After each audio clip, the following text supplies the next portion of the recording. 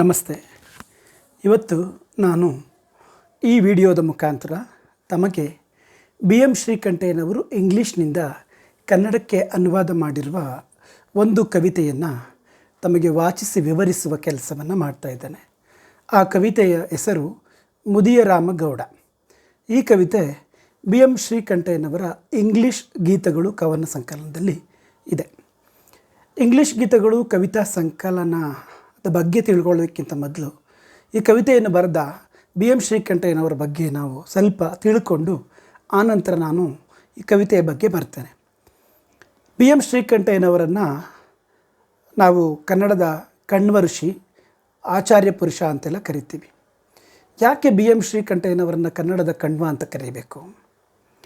ಹೇಗೆ ವಿಶ್ವಾಮಿತ್ರ ಮತ್ತು ಮೇನಕೆಯರ ಮಗು ಅನಾಥವಾಗಿ ಕಾಡಿನಲ್ಲಿ ಶಕುಂತಲ ಪಕ್ಷಿಗಳ ನೆರಳಿನಲ್ಲಿ ಬೆಳೀತಾ ಇದ್ದಾಗ ಅದನ್ನು ಎತ್ತಿಕೊಂಡು ಬಂದು ಸಾಕಿ ಸಲಹಿ ಅವಳ ಬದುಕಿಗೆ ಒಂದು ಆಶ್ರಯದಾತನಾದಂತಹ ಕಣ್ವ ಮಹರ್ಷಿಗಳ ಹಾಗೆ ಕನ್ನಡ ಅನಾಥ ಸ್ಥಿತಿಯಲ್ಲಿದ್ದಾಗ ಕನ್ನಡದ ಭಾಷೆ, ಸಂಸ್ಕೃತಿ, ನಾಡು ನುಡಿಗಳ ಬಗ್ಗೆ ಬಿ ಎಂ ಶ್ರೀಕಂಠಯ್ಯನವರು ಅಪಾರವಾದ ಕಾಳಜಿಯನ್ನು ವಹಿಸಿ ನಾಡಿನಾದ್ಯಂತ ಸಂಚರಿಸಿ ಕನ್ನಡಿಗರಲ್ಲಿ ಎಚ್ಚರಿಕೆಯನ್ನು, ಕನ್ನಡ ಪ್ರಜ್ಞೆಯನ್ನು ಮೂಡಿಸುವ ಕೆಲಸವನ್ನು ಮಾಡಿದ್ರು. ಅವರು ನಾಡಿನಾದ್ಯಂತ ಸಂಚರಿಸಿ ಮಾಡಿದ ಭಾಷಣಗಳ ಒಂದು ಸಂಪುಟವೇ ನಮಗೆ ಕನ್ನಡಿಗರಿಗೆ ಒಳ್ಳೆಯ ಸಾಹಿತ್ಯ ಅನ್ನುವ ಪುಸ್ತಕದಲ್ಲಿ ಇವತ್ತಿಗೂ ಸಿಗುತ್ತೆ. ಬಿ ಎಂ ಶ್ರೀ ಅವ್ರ ಬಗ್ಗೆ ತಿಳ್ಕೊಳ್ಳೋದಾದರೆ 1884ರಲ್ಲಿ ಜನಿಸಿದಂಥ ಬಿ ಎಂ ಶ್ರೀಕಂಠಯ್ಯನವರು 1946ರಲ್ಲಿ ಅಸ್ತಂಗತರಾಗ್ತಾರೆ. ಈ ಅವಧಿಯ ಉದ್ದಕ್ಕೂ ಬಿ ಎಂ ಶ್ರೀಕಂಠಯ್ಯನವರು ಕನ್ನಡ ನಾಡು ನುಡಿಗಾಗಿ ಸಲ್ಲಿಸಿದ ಸೇವೆ ಅಪಾರವಾದದ್ದು ಅಂತ ನಮಗೆಲ್ಲ ಗೊತ್ತು. ಬಿ ಎಂ ಶ್ರೀಕಂಠಯ್ಯನವರ ಪೂರ್ತಿ ಹೆಸರು ಬೆಳ್ಳೂರು ಮೈಲಾರಯ್ಯ ಶ್ರೀಕಂಠಯ್ಯ. ಮೂಲತಃ ತುಮಕೂರಿನವರಾದಂತಹ ತುಮಕೂರಿನ ಗುಬ್ಬಿ ತಾಲೂಕಿನ ಸಂಪಿಗೆ ಅನ್ನುವ ಹಳ್ಳಿಗೆ ಸೇರಿದಂಥ ಬಿ ಎಂ ಶ್ರೀಕಂಠಯ್ಯನವರ ತಂದೆ ಮಂಡ್ಯ ಜಿಲ್ಲೆಯವರಾಗಿರ್ತಾರೆ. ಅವರು ಮಂಡ್ಯ ಜಿಲ್ಲೆಯ ಬೆಳ್ಳೂರು ಅವರ ಊರಾಗಿರುತ್ತೆ. ಹಾಗಾಗಿ ಬೆಳ್ಳೂರು ಮೈಲಾರಯ್ಯ ಶ್ರೀಕಂಠಯ್ಯ ಅಂತ ನಾಗಮಂಗಲ ತಾಲೂಕಿನ ಬೆಳ್ಳೂರಿನಲ್ಲಿ ಇವರು ತಂದೆಯವರು ಇರ್ತಾರೆ. ಹಾಗಾಗಿ ಬೆಳ್ಳೂರು ಮೈಲಾರಯ್ಯ ಶ್ರೀಕಂಠಯ್ಯನವರು ಇಂಗ್ಲೀಷ್ ಪ್ರಾಧ್ಯಾಪಕರಾಗಿ, ಕನ್ನಡ ಪ್ರಾಧ್ಯಾಪಕರಾಗಿ ಏಕಕಾಲದಲ್ಲಿ ಮೈಸೂರು ವಿಶ್ವವಿದ್ಯಾಲಯದಲ್ಲಿ ಅವರು ಸಲ್ಲಿಸಿದಂಥ ಸೇವೆ ಇರ್ಬೋದು, ಅಲ್ಲಿ ಕನ್ನಡ ಪರವಾಗಿ ಅವರು ಕೈಗೊಂಡಂಥ ಯೋಜನೆಗಳಿರ್ಬೋದು, ಮೈಸೂರು ವಿಶ್ವವಿದ್ಯಾಲಯದಲ್ಲಿ ಮೊಟ್ಟ ಮೊದಲಿಗೆ ಕನ್ನಡ ಸ್ನಾತಕೋತ್ತರ MA ತರಗತಿಗಳನ್ನು ಪ್ರಾರಂಭ ಮಾಡಿದ್ದಾಗಿರ್ಬೋದು. ಹೀಗೆ ಹಲವು ಹೊತ್ತು ಕೈಂಕರ್ಯಗಳ ಮುಖಾಂತರ ಬಿ ಎಂ ಶ್ರೀಕಂಠಯ್ಯನವರ ಕೆಲಸ ಸ್ತುತ್ಯಾರ್ಹವಾದದ್ದು ಅಂತ ನಮಗೆ ಗೊತ್ತು. ಇದಲ್ಲದೆ ಬಿ ಎಂ ಶ್ರೀಕಂಠಯ್ಯನವರು ಕನ್ನಡ ಸಾಹಿತ್ಯ ಪರಿಷತ್ತಿನ ಉಪಾಧ್ಯಕ್ಷರಾಗಿ ಸಲ್ಲಿಸಿದ ಸೇವೆ ಕೂಡ ಅಮೋಘವಾದದ್ದು. ಇಂತಹ ಬಿ ಎಂ ಶ್ರೀಕಂಠಯ್ಯನವರು 1924ರಲ್ಲಿ ಅವರು ಆಂಗ್ಲ ನವೋದಯ ಕವಿತೆಗಳ ಪ್ರಾತಿನಿಧಿಕ ಕವಿತೆಗಳನ್ನು ಕನ್ನಡಕ್ಕೆ ಭಾವಾನುವಾದ ಅಥವಾ ರೂಪಾಂತರವನ್ನು ಮಾಡ್ತಾರೆ. ಅದು ಎಷ್ಟು ಕನ್ನಡದಲ್ಲಿ ಪ್ರಸಿದ್ಧವಾಯಿತು ಅಂತಂದರೆ, ಕನ್ನಡದಲ್ಲೇ ಬಿ ಎಂ ಶ್ರೀಕಂಠಯ್ಯನವರು ಬರೆದಿದ್ದಾರೇನೋ ಅನ್ನುವಷ್ಟರ ಮಟ್ಟಿಗೆ ಆ ಇಂಗ್ಲೀಷ್ ಗೀತೆಗಳ ಕವಿತೆಗಳು ಪ್ರಸಿದ್ಧಿಯನ್ನು ಅವರಿಗೆ ತಂದುಕೊಡ್ತವೆ.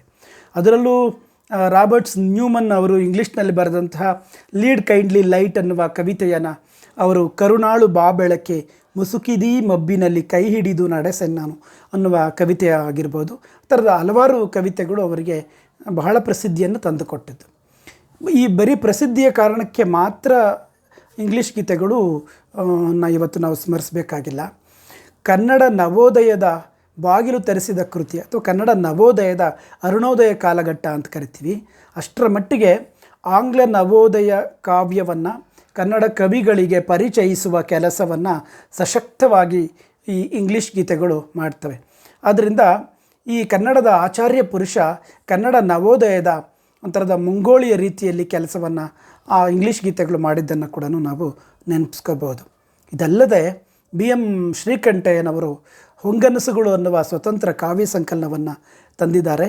ಅವರು ಗ್ರೀಕ್ನ ಏಜಾಕ್ಸ್ ನಾಟಕವನ್ನು, ಆ ದುರಂತದ ಛಾಯೆಯ ಒಳ್ಳಂತಹ ಗ್ರೀಕ್ ಏಜಾಕ್ಸ್ ನಾಟಕದ ಭಾವಾನುವಾದದ ಹಾಗೆ ಆ ಛಾಯೆಯನ್ನು ಇಟ್ಕೊಂಡು ಅಶ್ವತ್ಥಾಮನ್ ನಾಟಕವನ್ನು ಕನ್ನಡದಲ್ಲಿ ತಂದಿದ್ದಾರೆ. ಗ್ರೀಕ್ನ ರುದ್ರ ನಾಟಕಗಳ ದುರಂತದ ಛಾಯೆಯನ್ನು ಬಹುಶಃ ಮೊದಲಿಗೆ ಪರಿಚಯಿಸಿದಂಥವರು ನಾಟಕಗಳ ಮುಖಾಂತರ ಅಂತಂದರೆ BM ಶ್ರೀಕಂಠಯ್ಯನವರು ಅಂತ ಹೇಳಿದ್ರೆ ತಪ್ಪಾಗೋದಿಲ್ಲ. ಅದಲ್ದಿರ ಅವರು ಪಾರಸಿಕರು ಅನ್ನುವ ದುರಂತ ನಾಟಕವನ್ನು ಕನ್ನಡಕ್ಕೆ ಪರಿಚಯಿಸ್ತಾರೆ. ಹಾಗೆಯೇ ರನ್ನಕವಿಯ ಸಾಹಸ ಭೀಮ ವಿಜಯದ ಛಾಯೆಯನ್ನು ಇಟ್ಕೊಂಡು ಅದನ್ನು ನಾಟಕ ರೂಪದಲ್ಲಿ ಗದಾಯುದ್ಧ ನಾಟಕಂ ಅನ್ನುವ ಹೆಸರಿನಲ್ಲಿ ಅವರು ಪ್ರಕಟಿಸಿದ್ದಾರೆ. ಇದಲ್ಲದೆ BM ಶ್ರೀಕಂಠಯ್ಯನವರು ಕನ್ನಡ ಕೈಪಿಡಿ ಭಾಗ 1 ಇರ್ಬೋದು, ಕನ್ನಡ ಛಂದಸ್ಸಿನ ಚರಿತ್ರೆ ಇರ್ಬೋದು, ಹಾಗೂ ಸಾಹಿತ್ಯ ಚರಿತ್ರೆ ಭಾಗ 2 ಈ ಥರದ ಕೃತಿಗಳು ಕೂಡ ಕನ್ನಡಿಗರು ಯಾವತ್ತಿಗೂ ಕೂಡ ನೆನಪಿನಲ್ಲಿ ಇಟ್ಟುಕೊಳ್ಳಬಹುದಾದಂಥ ಸಾಹಿತ್ಯ ಕೃತಿಗಳನ್ನು BM ಶ್ರೀಕಂಠಯ್ಯನವರು ತಂದಿದ್ದಾರೆ ಅನ್ನೋದನ್ನು ಕೂಡ ನಾವು ಸ್ಮರಿಸಬೇಕಾಗತ್ತೆ. ಇಂತಹ BM ಶ್ರೀಕಂಠಯ್ಯನವರು ಇಂಗ್ಲೀಷ್ನ ಲೇಡಿ ಲಿಂಡ್ಸೆ ಆಂಗ್ಲ ನವೋದಯ ಕಾವ್ಯದ ಲೇಡಿ ಲಿಂಡ್ಸೆ ಅನ್ನುವ ಕವಯತ್ರಿ ಬರೆದಿದ್ದಂತಹ ಒಂದು ಕವಿತೆ, ಅದರ ಹೆಸರು ಇಂಗ್ಲೀಷ್ನಲ್ಲಿ ಆಲ್ಡ್ ರಾಬಿನ್ ಗ್ರೇ ಅಂತ. ಈ ಆಲ್ಡ್ ರಾಬಿನ್ ಗ್ರೇ ಅನ್ನುವ ಕವಿತೆಯ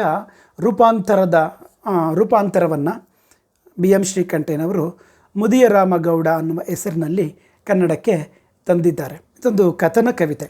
ಬಹುಶಃ ಈ ಸಂಕಲನದಲ್ಲಿರುವ ಅಷ್ಟು ಕವಿತೆಗಳು ಕಥನ ಕವಿತೆಗಳೇ ಅಂತ ನಾವು ಹೇಳ್ಬೋದು. ಈ ಕವಿತೆಯ ತಿರುಳನ್ನು ಹೇಳೋದಾದರೆ, ಇಲ್ಲಿ ಬರುವ ಬಡವರ ಕುಟುಂಬದ ಚೆನ್ನಿ ಅನ್ನುವ ಹೆಣ್ಣುಮಗಳು ಇನ್ನೊಬ್ಬ ಬಡವರ ಕುಟುಂಬದ ಚಾಮ ಅನ್ನುವವನನ್ನು ಪ್ರೀತಿಸಿದ್ದಾಳೆ.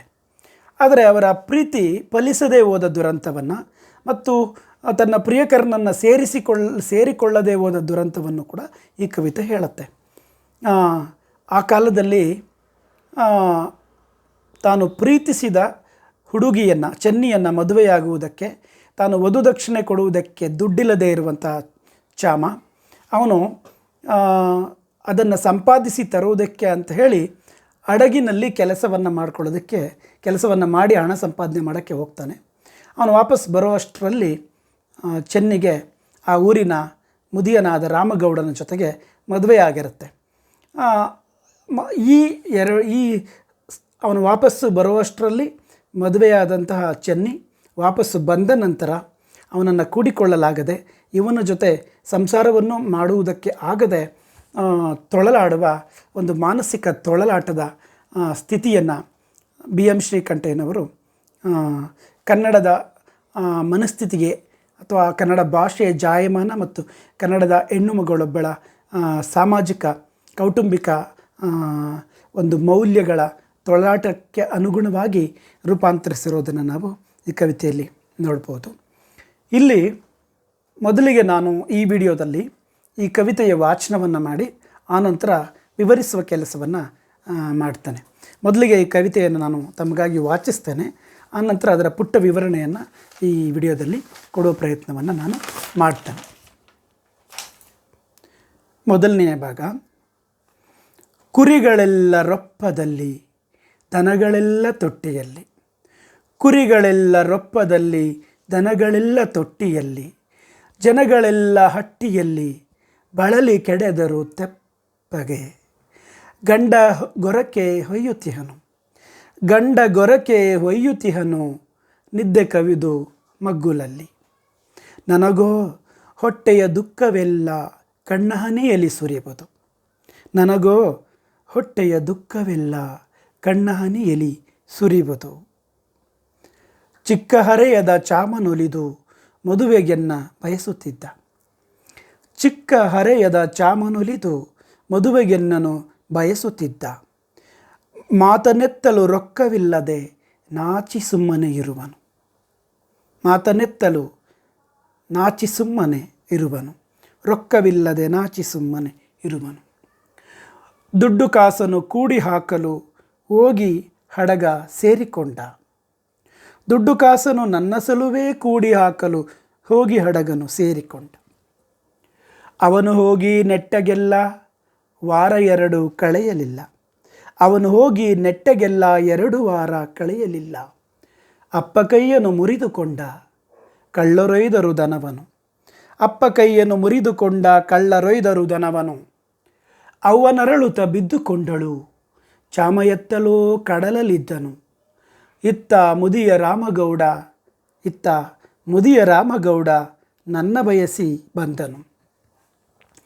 ಅಪ್ಪ ಹೊರಗೆ ಗೆಯ್ಯಲಾರ, ಅಮ್ಮ ಒಳಗೆ ನೆಯ್ಯಲಾರಳು. ಅಪ್ಪ ಹೊರಗೆ ಗೆಯ್ಯಲಾರ, ಅಮ್ಮ ಒಳಗೆ ನೆಯ್ಯಲಾರಳು. ಹಗಲು ಇರುಳು ನಾನು ದುಡಿದು, ಹಗಲು ಇರುಳು ನಾನು ದುಡಿದು, ನಮಗೆ ಹಿಟ್ಟು ಹುಟ್ಟದು. ರಾಮಗೌಡ ಕಷ್ಟಕಾದ, ರಾಮಗೌಡ ಕಷ್ಟಕಾದ, ಕೈಯ ಹಿಡಿದು ಕಣ್ಣ ನೆನೆಸಿ ಅವರ ಸಲುವಾಗಿ ಎನ್ನ, ಕೈಯ ಹಿಡಿದು ಕಣ್ಣ ನೆನೆಸಿ ಅವರ ಸಲುವಾಗಿ ಎನ್ನ, ಚೆನ್ನಿ ಮದುವೆಯಾಗು ಎಂದನು. ಅವರ ಸಲುವಾಗಿ ಎನ್ನ ಮದುವೆಯಾಗು ಚೆನ್ನಿ ಎಂದನು. ನನ್ನ ಮನಸ್ಸೋ ಒಲ್ಲೆ ನೆನುವುದು, ನನ್ನ ಮನಸ್ಸೋ ಒಲ್ಲೆ ನೆನುವುದು, ಚಾಮ ಬರುವ ನಚ್ಚು ಹೋಗದು.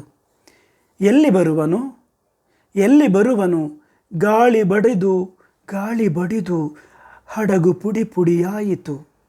ಎಲ್ಲಿ ಬರುವನು, ಹೇಗೆ ಬರುವನು, ಗಾಳಿ ಒಡೆದು ಹಡಗು ಪುಡಿ ಪುಡಿಯಾಯಿತು. ಹಡಗು ಪುಡಿ ಪುಡಿಯಾಯಿತಯ್ಯೋ, ಸಾಯದೆ ತಕ್ಕೆ ಚಾಮ ಉಳಿದ. ಹಡಗು ಪುಡಿ ಪುಡಿಯಾಯಿತಯ್ಯೋ, ಸಾಯದೆ ತಕ್ಕೆ ಚಾಮ ಉಳಿದ. ಕೊರಗಿ ನಾನೀ ಬೇಗೆಯಲ್ಲಿ ಏಕೆ ಬದುಕುತ್ತಿರುವೆನು. ಅಪ್ಪ ಹೇಳಿದ ಗದರಿಕೊಂಡ, ಅಪ್ಪ ಹೇಳಿದ ಗದರಿಕೊಂಡ. ಅವ್ವ ಬಾಯಲ್ಲಿ ಆಡಲೊಲ್ಲಳು, ಅವ್ವ ಬಾಯಲ್ಲಿ ಒಲ್ಲಳು. ಅವಳು ನೋಡಿದ ನೋಟವೇ ಎನ್ನೆದೆಯ ನಿರಿಯಿತು, ಅವಳು ನನ್ನ ನೋಡಿದ ನೋಟವೇ ನನ್ನೆದೆಯನ್ನು ಇರಿಯಿತು ಮುರಿಯಿತು. ಅವನ ಕೈಯಲ್ಲಿ ಕೈಯನ್ನಿಟ್ಟರು, ಅವನ ಕೈಯಲ್ಲಿ ಕೈಯನ್ನಿಟ್ಟರು, ಮನಸ್ಸು ಕಡಲಲ್ಲಿ ನಿಂತು ಹೋಯಿತು. ಅಂತೂ ಮುದಿಯ ರಾಮಗೌಡ ನನಗೆ ಗಂಡನಾದ, ಅಂತೂ ಮುದಿಯ ರಾಮಗೌಡ ನನಗೆ ಗಂಡನಾದ. ಮದುವೆಯಾಗಿ ನೆಟ್ಟಗೆಲ್ಲ ವಾರ 4 ಕಳೆಯಲಿಲ್ಲ, ಮದುವೆಯಾಗಿ ನೆಟ್ಟಗೆಲ್ಲ ವಾರ 4 ಕಳೆಯಲಿಲ್ಲ. ಬಾಗಿಲಲ್ಲಿ ಕಲ್ಲ ಮೇಲೆ ಕುಳಿತು ಕೊರಗಿ ಕಂಡೆನು, ಬಾಗಿಲಲ್ಲಿ ಕಲ್ಲ ಮೇಲೆ ಕುಳಿತು ಕೊರಗುತ್ತ ಕಂಡೆನು. ಗಾಳಿಯಾಗಿ ಬಂದ ಚಾಮ ಎಂದುಕೊಂಡೆನು, ಚಾಮ ಗಾಳಿಯಾಗಿ ಬಂದನೆಂದ ಎಂದುಕೊಂಡೆನು. ಚಾಮನಕ್ಕೂ ತೆರವ ತಂದೆ, ಮದುವೆಯಾಗಲು ಬಂದೆ ಚೆನ್ನಿ ಎಂದನು. ಚಾಮನಕ್ಕೂ ತೆರವ ತಂದೆ, ಮದುವೆಯಾಗಲು ಬಂದೆ ಚೆನ್ನಿ ಎಂದನು. ಬಿಕ್ಕಿ ಬಿಕ್ಕಿ ನುಡಿಸಿ ನುಡಿಸಿ ದುಃಖವೆಲ್ಲ ಹೇಳಿಕೊಂಡೆವು, ಬಿಕ್ಕಿ ಬಿಕ್ಕಿ ನುಡಿಸಿ ನುಡಿಸಿ ದುಃಖವೆಲ್ಲ ಹೇಳಿಕೊಂಡೆವು.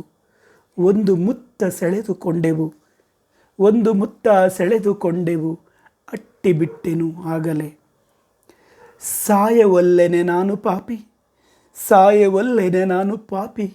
ಅಯ್ಯೋ ಪಾಪಿಗೆ ಸಾವು ಬಹುದೇ, ಅಯ್ಯೋ ಪಾಪಿಗೆ ಸಾವು ಬಹುದೇ. ಹುಟ್ಟದೆ ಇರಬಾರದೆ ಈ ಬೇಗೆ ಬಾಳನು ತಾಳನೆ, ಹುಟ್ಟದೆ ಇರಬಾರದೆ ಈ ಬೇಗೆ ಬಾಳನು ತಾಳೆನೆ. ಗಾಳಿಯಾಗಿ ಸುಳಿಯುತ್ತಿರುವೆ, ಮನೆಯ ಕೆಲಸ ಅಕ್ಕರಿಲ್ಲ. ಗಾಳಿಯಾಗಿ ಸುಳಿಯುತ್ತಿರುವೆ, ಮನೆಯ ಕೆಲಸ ಅಕ್ಕರಿಲ್ಲ. ಚಾಮನನು ನೆನೆಯುವುದು ಪಾಪ, ಚಾಮನನು ನೆನೆಯುವುದು ಪಾಪ. ಎಷ್ಟು ತಡೆಯುವೆ ಮನಸ್ಸನು, ಒಳ್ಳೆ ಗರತಿಯಾಗಿ ಬದುಕಲು ಎದೆಯನ್ನೆಷ್ಟೋ ಗಟ್ಟಿ ಮಾಡುವೆ. ಒಳ್ಳೆ ಗರತಿಯಾಗಿ ಬದುಕಲು ಎದೆಯನ್ನೆಷ್ಟೋ ಗಟ್ಟಿ ಮಾಡುವೆ. ರಾಮಗೌಡನ ಪ್ರೀತಿ ನಂಬಿಕೆ ಗೆಂತು ದ್ರೋಹವ ಬಗೆವೆನು, ರಾಮಗೌಡನ ಪ್ರೀತಿ ನಂಬಿಕೆ ಗೆಂತು ದ್ರೋಹವ ಬಗೆವೆನು. ಇದಿಷ್ಟು ಕವಿತೆಯ ವಾಚನ. ಈ ಕವಿತೆಯ ಬಗ್ಗೆ ಸ್ವಲ್ಪ ವಿವರಿಸುವುದಾದರೆ ನೋಡಿ, ಈ ಕವಿತೆ ಒಂದು ಕಥನ ಕವಿತೆ. ಅಂದರೆ ಕವಿತೆಯ ಮಾಧ್ಯಮದಲ್ಲಿನೇ ಕಥೆಯೊಂದನ್ನು ನಿರೂಪಿಸುವ ಒಂದು ಕ್ರಮ ಇರುವಂತಹ ಕವಿತೆಯನ್ನು ನಾವು ಸಾಮಾನ್ಯವಾಗಿ ಕಥನ ಕವಿತೆ ಅಂತ ಕರಿತೀವಿ. ಕವಿತೆಯ ಮೊದಲ ಭಾಗದಲ್ಲಿ ಈ ಕವಿತೆಯ ನಾಯಕಿಯಾದಂತಹ ಚೆನ್ನಿ ಒಂದು ಫ್ಲ್ಯಾಶ್ಬ್ಯಾಕ್ ಮಾದರಿಯಲ್ಲಿ ತನ್ನ ಪೂರ್ವ ಸ್ಮರಣೆಯ ಸ್ವಗತವನ್ನು ನಮ್ಮ ಮುಂದೆ ಬಿಚ್ಚಿಡ್ತಾ ಇದ್ದಾಳೆ. ಅಲ್ಲಿ ಕುರಿಗಳೆಲ್ಲ ರಪ್ಪದಲ್ಲಿದ್ದಾವೆ, ದನಗಳೆಲ್ಲ ಕೊಟ್ಟಿಗೆಯಲ್ಲಿ ಮಲಗಿದ್ದಾವೆ, ಜನಗಳೆಲ್ಲ ಹಟ್ಟಿಯಲ್ಲಿ ಬಿದ್ದಿದ್ದಾರೆ, ಅವರು ತೆಪ್ಪಗೆ ಮಲಗಿದ್ದಾರೆ. ತನ್ನನ್ನು ಮದುವೆಯಾಗಿರುವ ಮುದಿಯ ರಾಮಗೌಡ ತನ್ನ ಪಕ್ಕದಲ್ಲಿ ಗೊರಕೆ ಹೊಡಿತಾ ಇದ್ದಾನೆ. ಆದರೆ ಇವಳಿಗೆ ಹೊಟ್ಟೆಯ ಸಂಕಟ, ದುಃಖ ಎಲ್ಲವೂ ಕಣ್ಣೀರಾಗಿ ಹರಿತಾ ಇದೆ. ಒಂದೊಂದೇ ಚಾಮನ ಜೊತೆಗಿನ ತನ್ನ ಮತ್ತು ಅವಳ ವಾಗ್ದಾನದ ಹಳೆಯ ನೆನಪುಗಳು ಅವಳಿಗೆ ಒಂದೊಂದಾಗಿ ಸ್ಮೃತಿ ಚಿತ್ರಗಳಾಗಿ ಬಿಚ್ಚಿಕೊಳ್ತಾ ಹೋಗ್ತಾ ಇದೆ. ಚಿಕ್ಕ ಪ್ರಾಯದ ಈ ಚಾಮ ತನ್ನನ್ನು ಪ್ರೀತಿಸಿದ್ದಾನೆ. ಆದರೆ ಇವಳಿಗೆ ವಧುದಕ್ಷಿಣೆಯಾಗಿ ತೆರವನ್ನು ಕೊಟ್ಟು ಮದುವೆಯಾಗುವ ಆರ್ಥಿಕ ಚೈತನ್ಯ ಅವನಿಗಿಲ್ಲ. ಮಾತನ್ನೆತ್ತಲು ಅಂದರೆ ಮದುವೆಯ ಮಾತನ್ನು ಎತ್ತೋದಕ್ಕೆ ಕೂಡ ಅವನಿಗೆ ರೊಕ್ಕವಿಲ್ಲದ ನಾಚಿ ಸುಮ್ಮನೆ ಇದ್ದಾನೆ. ಹೀಗೆ ದುಡ್ಡು ಕಾಸನ್ನು ಕೂಡಿ ಹಾಕೋದಕ್ಕೆ ಅಂತಾನೆ ಅವನು ಇವಳಿಗೋಸ್ಕರನೇ ಹೋಗಿ ಹಡಗಲ್ಲಿ ಕೆಲಸಕ್ಕೆ ಸೇರಿಕೊಂಡಿದ್ದಾನೆ. ಅವನು ಹೋಗಿ ಇನ್ನೂ ನೆಟ್ಟಿಗೆ 2 ವಾರ ಆಗಿಲ್ಲ. ಅಷ್ಟರಲ್ಲಿ ಇವಳ ತಂದೆಯ ಕೈ ಮುರಿದು ಹೋಗಿದೆ. ಕಳ್ಳರು ಬಂದು ಇವರ ಮನೆಯಲ್ಲಿ ದನಕರುಗಳನ್ನೆಲ್ಲ ದೋಚಿಕೊಂಡು ಹೋಗಿದ್ದಾರೆ. ಅವರ ಅಮ್ಮ ರೋಧಿಸುತ್ತಾ ರೋಗಿಯಾಗಿ ಬಿದ್ದಿದ್ದಾಳೆ. ಚಾಮನಿಗೆ ಹೇಳೋಣ ಅಂತಂದರೆ ಈಗಿನ ಕಾಲದಲ್ಲಿ ಇದ್ದ ಹಾಗೆ ಈ ಪ್ರೇಯಸಿಗೆ ದೂರವಾಣಿಯಾಗಲಿ ಮೊಬೈಲ್ ಆಗಲಿ ಏನೊಂದು ಸಂಪರ್ಕ ಸಾಧನ ಇಲ್ಲ. ಚಾಮ ಎತ್ತಲೋ ಕಡಲಲ್ಲಿದ್ದನು. ಇತ್ತ ಈ ಸನ್ನಿವೇಶದ ಲಾಭ ಪಡೆಯೋದಕ್ಕೆ ಅಂತನೋ ಏನೋ, ಅಥವಾ ಇವರಿಗೆ ಸಹಾಯವನ್ನು ಮಾಡಬೇಕು ಅಂತನೋ, ಅಥವಾ ತನ್ನ ಬದುಕಿನ ಸ್ಥಿತಿಯನ್ನು ಕೂಡ ಉತ್ತಮಪಡಿಸ್ಕೋಬೇಕು ಅಂತನೋ, ಹೆಂಡತಿ ಮಕ್ಕಳಿಲ್ಲದೆ ಇರುವಂಥ ಮುದಿಯನಾದಂಥ ರಾಮಗೌಡ ಇವರ ಮನೆಯ ಬಾಗಿಲಿಗೆ ಇವಳನ್ನು ಬಯಸಿ ಮದುವೆ ಆಗೋ ಸಲುವಾಗಿ ಇವನು ಬಂದಿದ್ದಾನೆ. ಅವನು ಹೇಳಿದ ನೋಡಿ, ಅಪ್ಪ ಹೊರಗೆ ಗೆಯ್ಯಲಾರ. ಇಂಥ ಪರಿಸ್ಥಿತಿಯಲ್ಲಿ ಹೊರಗಡೆ ದುಡಿತಾ ಇದ್ದಂಥ ಅಪ್ಪನ ಕೈ ಮುರಿದು ಹೋಗಿದೆ. ನೂಲ್ತಾ ಇದ್ದಂಥ ಅವಳ ಅಮ್ಮ ರೋಗಿಯಾಗಿದ್ದಾಳೆ. ಹಗಲು ರಾತ್ರಿ ಇವರೆಲ್ಲರಿಗೋಸ್ಕರ ಈ ಹುಡುಗಿ ದುಡಿದು ತಂದರೂ ಇವರ ಹೊಟ್ಟೆ ಒಂದು ಹೊತ್ತಿನ ಊಟಕ್ಕೂ ಕೂಡ ಆಗ್ತಾ ಇಲ್ಲ. ಇಂಥ ಸಂದರ್ಭದಲ್ಲಿ ರಾಮಗೌಡ ಇವರ ಕಷ್ಟಕ್ಕೆ ಆಗಿದ್ದಾನೆ. ಅವನು ಕೈಯ ಹಿಡಿದು ಕಣ್ಣಲ್ಲಿ ನೀರನ್ನು ಸುರಿಸುತ್ತಾ, ಅವರ ಸಲುವಾಗಿ ಆದರೂ ಚೆನ್ನಿ ನೀನು ನನ್ನನ್ನು ಮದುವೆಯಾಗು ಅಂತ ಹೇಳಿ ಕೇಳ್ಕೊಂಡಿದ್ದಾನೆ. ಆದರೆ ಇವಳ ಮನಸ್ಸು ಒಪ್ತಾ ಇಲ್ಲ. ಚಾಮ ಬರುವ ನಂಬಿಕೆ ಇವಳಿಗೆ ಹೋಗ್ತಾ ಇಲ್ಲ. ಈಗಾಗಲೇ ಇವನು ದುಡಿದು ತರುವುದಕ್ಕೆ ಹೋದ ಹಡಗು ಬಿರುಗಾಳಿಗೆ ಸಿಕ್ಕಿ ಒಡೆದು ನುಚ್ಚು ನೂರಾಗಿದೆ. ಹಡಗಿನಲ್ಲಿದ್ದವರೆಲ್ಲ ಸತ್ತು ಹೋಗಿದ್ದಾರೆ ಅನ್ನುವ ಸುದ್ದಿ ಕೂಡ ಬಂದಿದೆ. ಈ ಮಧ್ಯೆ ಇವನು ಎಲ್ಲಿ ಬರ್ತಾನೆ ಅಂತ ಅಂದುಕೊಳ್ತಾ ಇರುವಾಗಲೇ ಹಡಗು ಪುಡಿ ಪುಡಿ ಆಯಿತಯ್ಯೋ. ಆದರೆ ದುರದೃಷ್ಟವಶಾತೋ ಸಾಯದೇತಕ್ಕೆ ಚಾಮ ಉಳಿದ. ಚಾಮ ಸಾಯದೆ ಉಳಿದಿದ್ದಾನೆ. ಕೊರಗಿ ನಾನಿ ಬೇಗೆಯಲ್ಲಿ ಬೇಯುತ್ತಿರುವೆನು ಅಂತ ನಾಯಕಿ ಹೇಳ್ತಾ ಇದ್ದಾಳೆ. ಅಪ್ಪ ಹೇಳಿ ನೋಡಿದ ರಾಮಗೌಡನನ್ನು ಮದುವೆಯಾಗುವಂತ, ಕೇಳಲಿಲ್ಲ, ಗದರಿಕೊಂಡಿದ್ದಾನೆ. ಆದರೆ ಕೇಳಲಿಲ್ಲ ಹುಡುಗಿ. ಅಮ್ಮ ಹೇಳಲಾರಳು. ಯಾಕೆಂದರೆ ಮಗಳ ಮನಸ್ಥಿತಿಯನ್ನು ತಾಯಿಯಾದವಳು ಅರ್ಥ ಮಾಡಿಕೊಂಡವಳ ಹಾಗೆ ಅವಳು ಬರೀ ಕಣ್ಣೋಟದಲ್ಲಿ ಅವ್ವ ಬಾಯಲ್ಲಿ ಆಡವಲ್ಲಳು. ಅವಳು ನೋಡಿದ ನೋಟವೇ ಎನ್ನೆದೆಯ ನಿರಿಯಿತು.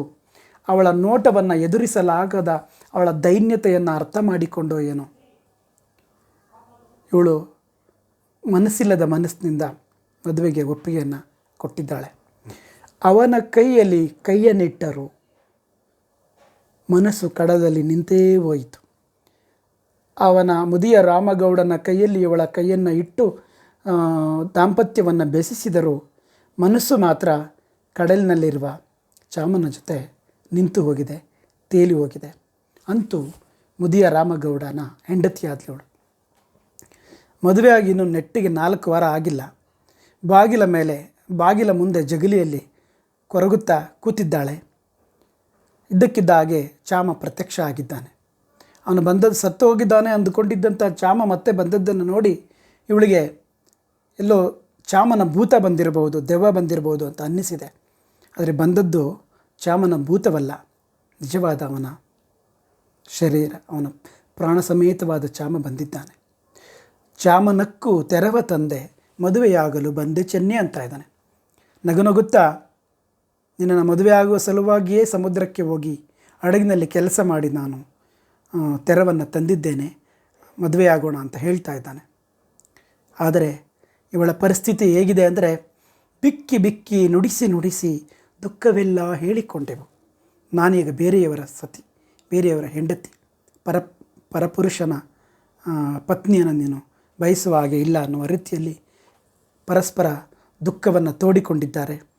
ಒಂದು ಮುತ್ತ ಸೆಳೆದುಕೊಂಡೆವು. ಈ ಪರಸ್ಪರ ಒಂದು ಮುತ್ತನ್ನು ವಿನಿಮಯ ಮಾಡಿಕೊಂಡಿದ್ದಾರೆ. ಆದರೆ ಅಟ್ಟಿಬಿಟ್ಟೇ ಆಗಲೇ ವಿಧಿ ಇಲ್ಲದೆ ಅವನನ್ನು ಅಲ್ಲಿಂದ ಓಡಿಸಿ ಕೂಡ ಆಗಿದೆ. ಅವನನ್ನು ಅಲ್ಲಿಂದ ಕಳಿಸಿದ ನಂತರ ಕೌಟುಂಬಿಕ ಚೌಕಟ್ಟಿಗೆ ಅಥವಾ ಕುಟುಂಬದ ಮೌಲ್ಯಕ್ಕೆ ಬದ್ಧಳಾದಂಥ ಈ ಚೆನ್ನಿ ಆನಂತರವಾದರೂ ಅವನನ್ನು ಕಳಿಸಿ ನೆಮ್ಮದಿಯಾಗಿದ್ಲ ಅಂದರೆ ಸಾಯಬಲ್ಲನೆ ನಾನು ಪಾಪಿ. ಈ ಪಾಪಿಗೆ ಸಾವು ಬರಬೇಕಾಗಿತ್ತು, ಸಾವು ಬಂದಿಲ್ಲ. ಹುಟ್ಟದೇ ಇರಬೇಕಾಗಿತ್ತು ನಾನು, ಆದರೆ ಹುಟ್ಟಿದ್ದೇನೆ. ನನ್ನ ಹುಟ್ಟು ಮತ್ತು ಈ ಹುಟ್ಟಿನ ಜೊತೆಗೆ ಅಂಟಿಕೊಂಡು ಬಂದಿರುವ ಈ ಬೇನೆ, ಈ ಸಂಕಟ, ಅದು ಮತ್ತು ಪ್ರಿಯಕರನನ್ನು ಸೇರಿಕೊಳ್ಳಲಾಗದ ಈ ವಿರಹ, ಇದು ಜೀವಂತವಾಗಿ ನನ್ನನ್ನು ಸುಡುತ್ತಿರುವಂಥ ಬೇಗೆ ಅಂತ ಅವಳಿಗೆ ಅನ್ನಿಸಿದೆ. ಗಾಳಿಯಲ್ಲಿ ಗಾಳಿಯಾಗಿ ತೇಲ್ತಾ ಇರೋದು ಅಂತ ಅರ್ಥ ಅಲ್ಲ. ಒಂಥರ ಭೂತದ ಹಾಗೆ, ಮನಸ್ಸಿಲ್ಲದ ಒಂದು ಭೂತದ ಹಾಗೆ ನಾನು ಬದುಕ್ತಾ ಇದ್ದೀನಿ, ದೆವ್ವದ ಹಾಗೆ ಬದುಕ್ತಾ ಇದ್ದೀನಿ ಅಂತ ಅವಳಿಗೆ ಅನ್ನಿಸಿದೆ. ಮನೆಯ ಕೆಲಸದಲ್ಲಿ ಆಸಕ್ತಿ ಇಲ್ಲ. ಚಾಮನನ್ನು ಮತ್ತೆ ಮತ್ತೆ ಮನಸ್ಸು ನೆನಪಿಸಿಕೊಳ್ಳುತ್ತೆ. ಆದರೆ ಸಮಾಜ ಹೇಳುತ್ತೆ ಮದುವೆಯಾದ ಹೆಣ್ಣು ಇನ್ನೊಬ್ಬನನ್ನು ನೆನೆಸಿಕೊಳ್ಳುವುದು ಪಾಪ ಅಂತ. ಎಷ್ಟು ತಡೆವೇನೋ ಮನಸ್ಸನ್ನು. ಆದರೆ ಆಳ ಮನಸ್ಸಿಗೆ ಈ ಪಾಪ ಪ್ರಜ್ಞೆಗಳ ಅರಿವಿಲ್ಲ. ಎಷ್ಟು ತಡೆವೇನೋ ಮನಸ್ಸನ್ನು. ಒಳ್ಳೆ ಗರತಿಯಾಗಿ ಬದುಕಲು ಎದೆಯೇನೆಷ್ಟೋ ಗಟ್ಟಿ ಮಾಡುವೆ. ಇದು ಹೆಣ್ಣಿಗೆ ಮಾತ್ರ ಸಮಾಜ ವಿಧಿಸಿರುವ ಈ ಗರತಿಯ ಪಟ್ಟವನ್ನು ಉಳಿಸಿಕೊಳ್ಳುವುದಕ್ಕೋಸ್ಕರ ಅವಳು ಎಷ್ಟೆಲ್ಲವನ್ನು ಕಳೆದುಕೊಂಡು ತನ್ನನ್ನು ಒಪ್ಪಿಸಿಕೊಳ್ಳಬೇಕಾದಂತಹ ಸಂಕಷ್ಟಗಳ ಒಂದು ತಾಕಲಾಟವನ್ನು ಕೂಡ ಈ ಕವಿತೆ ಹೇಳುತ್ತೆ. ಗಂಡಿಗಿಲ್ಲದ ಈ ಗರತಿಯ ಪಟ್ಟ, ಹೆಣ್ಣಿಗೆ ಮಾತ್ರ ಒಪ್ಪಿಸಲ್ಪಟ್ಟ ಈ ಗರತಿಯ ಪಟ್ಟಕ್ಕೋಸ್ಕರ ಅದೆಷ್ಟು ಜನ ಹೆಣ್ಣು ಮಕ್ಕಳು ಹೀಗೆ ಮನಸ್ಸು ಮೈಗಳನ್ನು ಇಷ್ಟವಿಲ್ಲದೆ ಒಪ್ಪಿಸಿಕೊಂಡು ಸಂಕಟದಲ್ಲಿ ನಲುಗಿ ಹೋದಂಥ ದುರಂತದ ಬದುಕುಗಳ ಒಂದು ಸಾಕ್ಷಿಯಾಗಿ, ಪ್ರತಿನಿಧಿಯಾಗಿ ಇಲ್ಲಿ ಚೆನ್ನಿ ಇದ್ದಾಳೆ. ಒಳ್ಳೆ ಗರತಿಯಾಗಿ ಬದುಕಲೆಷ್ಟು ಎದೆಯನ್ನೆಷ್ಟೋ ಗಟ್ಟಿ ಮಾಡುವೆ, ರಾಮಗೌಡನ ಪ್ರೀತಿ ನಂಬಿಕೆಗೆಂತು ದ್ರೋಹವ ಬಗೆವೆನೋ. ಹೀಗೆ ಈ ರಾಮಗೌಡನ ಪ್ರೀತಿ ಮತ್ತು ಅವನ ಋಣಕ್ಕೆ ಬದ್ಧಳಾಗಿ ಇರಬೇಕಾದಂಥ ತಾನು ಪ್ರೀತಿಸಿದ ಪ್ರಿಯಕರನೊಂದಿಗೆ ಕೂಡಿಕೊಳ್ಳಲಾಗದ ಆ ವಿರಹದ ಬೇಗೆ ಮತ್ತು ಈ ಸಂಸಾರ ಮತ್ತು ಕುಟುಂಬದ ಮೌಲ್ಯಗಳ ಚೌಕಟ್ಟಿನ ಒಳಗಡೆ ಬಲಿಪಶುವಾಗಿ ತನ್ನನ್ನು ಒಪ್ಪಿಸಿಕೊಂಡ ಹೆಣ್ಣೊಬ್ಬಳ ಒಂದು ತಳಮಳ, ತಾಕಲಾಟ, ಇದರ ಸಂಘರ್ಷವನ್ನು, ಡೈಲಮ ಅಥವಾ ದ್ವಂದ್ವವನ್ನು ಈ ಕವಿತೆ ಬಹಳ ಸರಳವಾದ ಭಾಷೆಯಲ್ಲಿ, ಗದ್ಯಗಂದಿಯಾದ ಸರಳವಾದ ಭಾಷೆಯಲ್ಲಿ ಭಾರತದ ಅಥವಾ ಕನ್ನಡದ ಹೆಣ್ಣೊಬ್ಬಳ ಮನಸ್ಥಿತಿಗೆ ಒಗ್ಗುವ ಹಾಗೆ BM ಶ್ರೀಕಂಠಯ್ಯನವರು ರೂಪಾಂತರ ಮಾಡಿರೋದನ್ನು ಈ ಕವಿತೆಯ ಮುಖಾಂತರ ನಾವು ನೋಡ್ಬೋದು. ಈ ಎಲ್ಲ ಕಾರಣಗಳಿಗಾಗಿ BM ಶ್ರೀಕಂಠಯ್ಯನವರು ಇಂಗ್ಲೀಷ್ನಿಂದ ಅನುವಾದಿಸಿದಂಥ ಈ ಕವಿತೆ ಯಾವತ್ತಿಗೂ ಕೂಡ ತನ್ನ ಸಾರ್ವಕಾಲಿಕವಾದ ಮೌಲ್ಯವನ್ನು ಉಳಿಸ್ಕೊಂಡಿದೆ ಅನ್ನೋ ಕಾರಣಕ್ಕಾಗಿ ಈ ಕವಿತೆ ನಮಗೆ ಮುಖ್ಯ ಅಂತ ಅನಿಸುತ್ತೆ. ಕೇಳಿಸ್ಕೊಂಡ ತಮಗೆಲ್ರಿಗೂ ಹೃತ್ಪೂರ್ವಕವಾದ ಧನ್ಯವಾದಗಳು. ನಮಸ್ಕಾರ.